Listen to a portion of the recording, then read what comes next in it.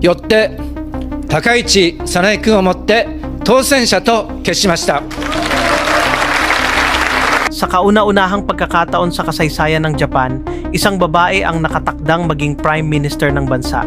Si Sanai Takaichi, 64 na taong gulang at kilalang konserbatibo, ay nagwagi sa pamumuno ng Liberal Democratic Party o LDP noong Oktubre 4 na nagbubukas ng daan para maging unang babaeng Prime Minister ng Japan sa pagboto ng parlamento sa October 15. Tinalo ni Takaichi ang mas batang karibal na si Shinjiro Koizumi sa runoff vote. Ang panalo niya ay malinaw na senyales ng paglipat ng LDP sa mas nasyonalistikong direksyon. 私は外国人との穏やかなお互いに思いやりを持って生きられる付き合い方はどうすればできるんか一遍ゼロベースで考えるつもりです。毎年毎年私たちと文化や何もかもがあんまりにも違う人たちをまとめて入れていくと。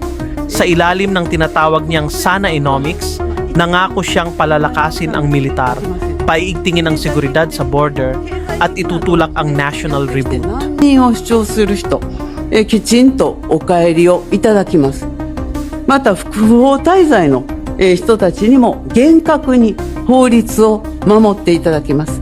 Tulad ni US President Donald Trump, mariing tinutulan ni Takaichi ang maluwag na patakaran sa imigrasyon.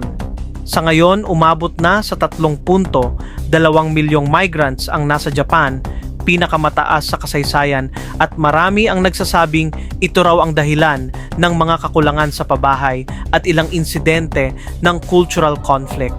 Sa kanyang kampanya, idiniin ni Takaichi ang pangangailangan ng mahigpit na kontrol sa mga banyaga, pagbabawal sa pagbili ng lupa ng mga hindi Hapones, pagsugpo sa illegal labor, at masusing pagbabantay sa mga papasok sa bansa.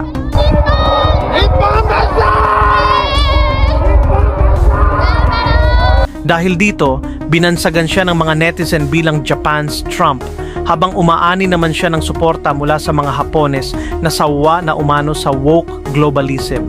Ayon sa Asahi Shimbun, 55% ng mga mamamayan ang pabor sa mas mahigpit na immigration policy. Ngunit hindi lang si Trump ang inspirasyon ni Takaichi. Malaki rin ang paghanga niya sa former British Prime Minister na si Margaret Thatcher, na tinawag niyang role model simula pa noong dekada 80. Like the British Iron Lady, gusto rin ni Takaichi ang disiplina sa paggastos ng gobyerno, pagbaba ng buwis, at paggamit ng nuclear energy para labanan ng inflation. Tinawag pa siya ng mga taga-suporta bilang Japan's Thatcher dahil sa pangako niyang dagdagan ang bilang ng kababaihan sa gabinete. Bagaman nananatili siyang konserbatibo sa isyong tulad ng same-sex marriage at paggamit ng hiwalay na apelyido ng kababaihan. Ngunit hindi siya nakaligtas sa batikos ng American woke liberal media.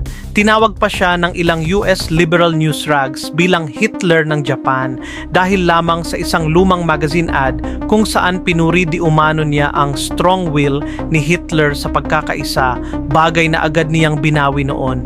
Para sa ilan, si Takaichi ay simbolo ng bagong konserbatibong movement, isang MAGA moment sa Asya. Ngunit para sa iba, lalo na sa mga woke liberals sa Amerika at Europe, isang panganib ito sa labor supply at relasyon ng Japan sa mundo.